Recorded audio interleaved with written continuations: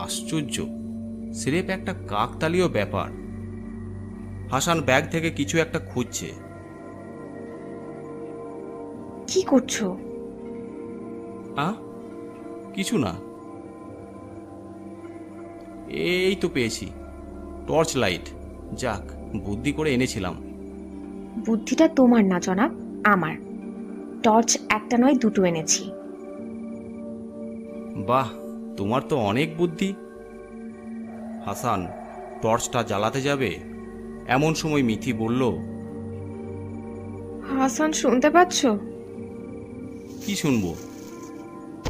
ওই যে শব্দটা শুনতে পাচ্ছ?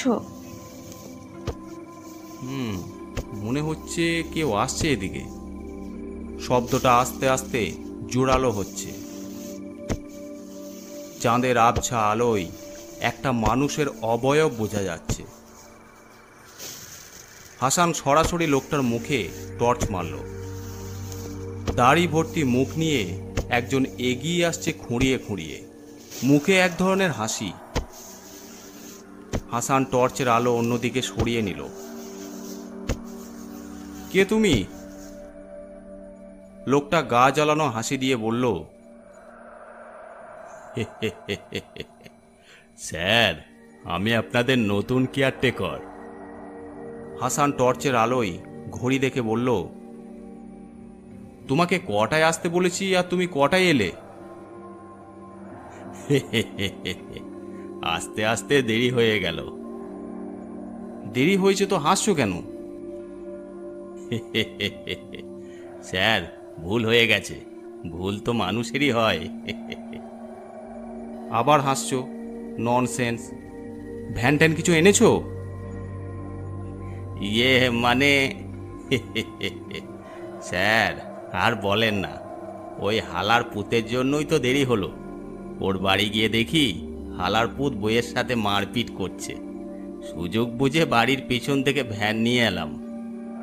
তোমার তো পায়ের সমস্যা, ভ্যান চালাবে কি করে? মেম সাহেব, এটা হলো আর একটা হিস্ট্রি। আমার ডান পাটা বাঁয়েরটার থেকে একটু খাড়া। মিথি বুঝতে পারল না এর মধ্যে হাসির কি আছে। স্যার দেন, ব্যাগ দুইটা আমাকে দেন। লোকটা ব্যাগ দুটো নিয়ে রওনা দিল। স্যার আসেন, আমার সাথে সাথে আসেন। এই ব্যাগ দুটো এত ভারী যে ট্রেন থেকে নামানোর সময় আর একটা লোকের সাহায্য লেগেছিল, অথচ লোকটা অবলীলায় ব্যাগ দুটো নিয়ে খুঁড়িয়ে খুঁড়িয়ে হেঁটে যাচ্ছে। এও কি সম্ভব? আশ্চর্য। লোকটা যাওয়ার পথের দিকে হাসান বিস্ময় ভরা দৃষ্টিতে চেয়ে থাকলো। স্যার, টর্চ মারতে হবে না, এই রাস্তা আমার চোখের মধ্যে গেঁথে আছে। অন্ধকারই ভালো দেখি। হাসান টর্চ নিভালো। না না, টর্চ জ্বালাও, অন্ধকারে কোথায় কি হয়ে যায় বলা যায় না। হাসান আবার টর্চের আলো ফেলল। রাত ক্রমেই বাড়ছে। আকাশে তারা খুব একটা নেই, এক ফালি চাঁদ দেখা যাচ্ছে।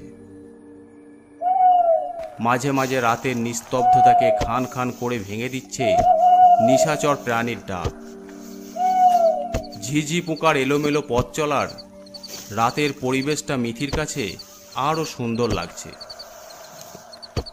রাতের এই পরিবেশে হাসান অভ্যস্ত হলেও মিথির কাছে অভিজ্ঞতা একেবারে নতুন। তারা ভ্যানে উঠল। হাসান কিছুক্ষণ চুপচাপ থেকে অনেকটা সময় কাটানোর উদ্দেশ্যেই লোকটার সাথে কথা বলা শুরু করলো।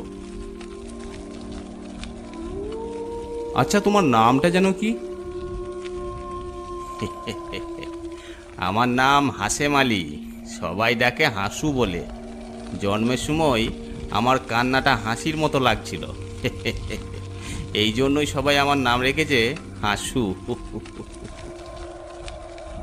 হাসান স্পষ্টই বুঝতে পারছে হাসুকে একটা প্রশ্ন করলে 10টা উত্তর দেয়। শুনেছি আমাদের আগের কেয়ারটেকারটার নাকি অস্বাভাবিক মৃত্যু হয়েছিল। তুমি কি কিছু জানো? জানি না কেন, ভালো